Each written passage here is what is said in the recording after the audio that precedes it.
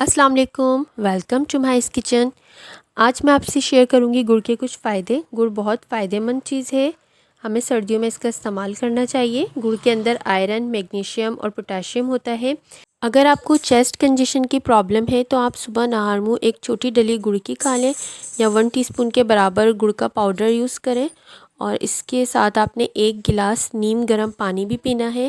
اس کا مسلسل استعمال اگر آپ 1 مہینے تک کریں گے تو انشاءاللہ تعالی آپ کے چیسٹ سے کف ختم ہونا شروع ہو جائے گا اور کھانسی میں بھی بہت فرق پڑے گا۔ گڑ بلڈ پیوریفائر بھی ہے۔ گڑ کے اندر خون کو صاف کرنے کی صلاحیت ہوتی ہے۔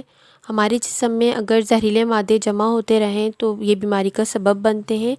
گڑ کے استعمال سے یہ زہریلے مادے ہمارے جسم سے ختم ہوتے ہیں۔ کانسٹیپیشن کی پرابلم میں بھی گڑ بہت فائدے مند ہے۔ اگر کانسٹیپیشن کی شکایت ہے تو 1 ٹی اسپون آپ نے گڑ کا استعمال کرنا ہے کھانا کھانے کے بعد، یا نہار منہ آپ نے 1 ٹی اسپون گڑ کھا کے اس کے اوپر 1 گلاس گرم پانی پینا ہے۔ اس سے آپ کا کف بھی ختم ہوگا اور کانسٹیپیشن کی شکایت بھی ختم ہوگی۔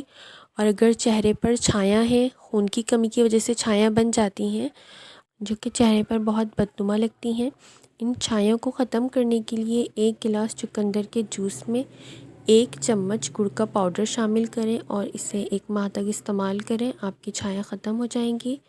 اور اگر آپ کے بال جھڑ رہے ہیں تو آئرن کی کمی کی وجہ سے بھی جھڑ سکتے ہیں۔ خون کی کمی جب ہمارے جسم میں ہوتی ہے تو چھایاں بھی بنتی ہیں، بال بھی روکھے پھیکے بدنما لگتے ہیں اور جھڑتے بھی ہیں۔ تو اس مقصد کے لیے آپ گڑ لگا بھی سکتے ہیں اور گڑ کھا بھی سکتے ہیں۔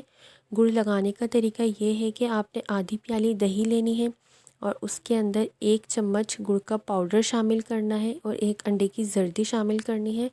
اسے اچھے طریقے سے مکس کر کے آدھے گھنٹے کے لیے اپنے سر میں اپلائی کریں اور بیبی شیمپو کے ساتھ واش کر دیں۔ جب بھی آپ کو ہیئرس کی کوئی پرابلم ہو تو مائلڈ سے شیمپو یا بیبی شیمپو یوز کریں جس میں کیمیکلز کا کم استعمال ہو۔